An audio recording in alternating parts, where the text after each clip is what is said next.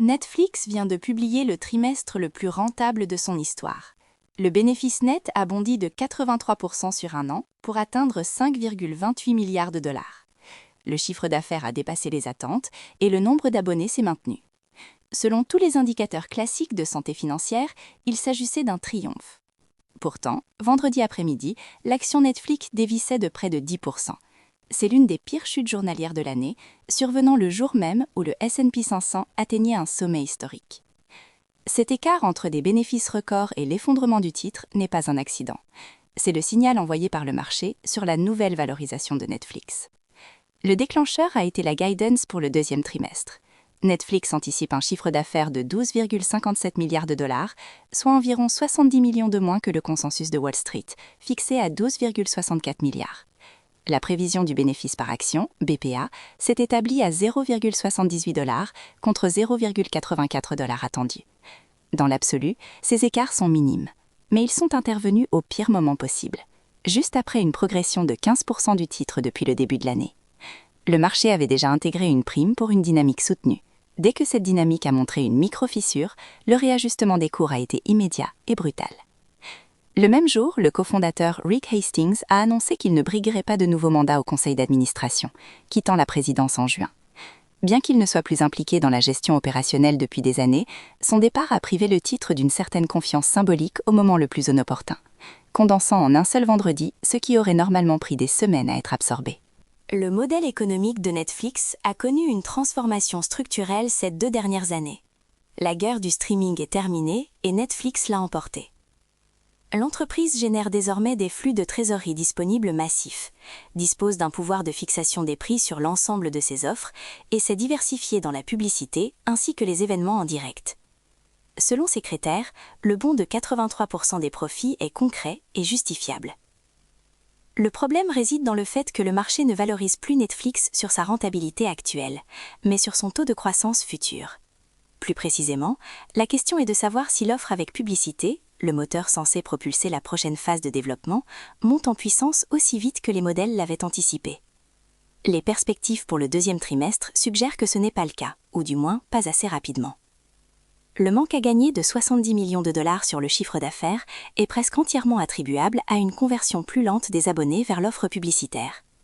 Netflix ne détaillant pas les chiffres de ce segment en temps réel, les analystes interprètent les tendances à partir des seules prévisions.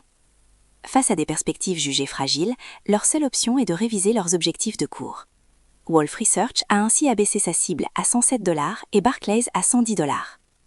A l'inverse, Morgan Stanley et JP Morgan ont réagi le jour même en recommandant d'acheter lors de ce repli. Leur argument, la faiblesse des prévisions reflète un décalage temporel et non un essoufflement structurel.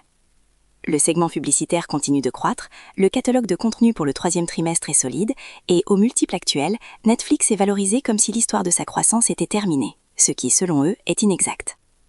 Ce désaccord entre vendeurs et acheteurs constitue la tension structurelle majeure. Les deux camps disposent d'arguments plausibles. Toute la question est de savoir quelle lecture des prévisions se révélera exacte. Le scénario baissier repose sur une prémisse spécifique. L'offre publicitaire de Netflix atteindrait son plafond plus tôt que prévu, et la faiblesse du deuxième trimestre serait structurelle et non saisonnière. Si les prévisions de chiffre d'affaires pour le troisième trimestre, qui seront communiquées en juillet lors des résultats du deuxième trimestre, sont à nouveau inférieures au consensus, les acheteurs sur repli auraient eu tort, et le titre disposerait d'une marge de baisse supplémentaire vers les objectifs réduits des analystes. Le scénario haussier ne nécessite qu'une chose, une réaccélération des prévisions pour le troisième trimestre. Le calendrier de contenu pour le second semestre 2026 est chargé.